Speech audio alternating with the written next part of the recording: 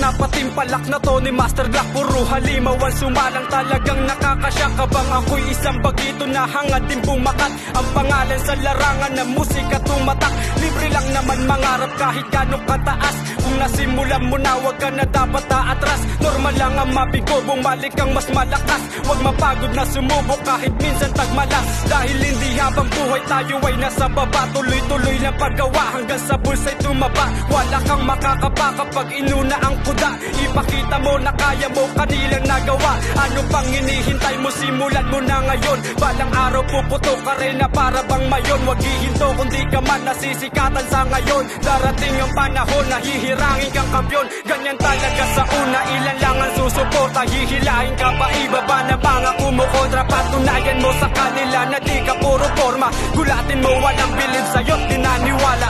Ngayon nagagawa ko na yung sabi di ko kaya. Taon din na nasa kahon, pinilit makalaya. Nagtatago sa maskara para lang makatama. Naisip ko sarili ko lang din ang dinadaya. Sa paglabas pinalakas ang aking mga rima. At pagkalas nakatuklas ng panibagong tema.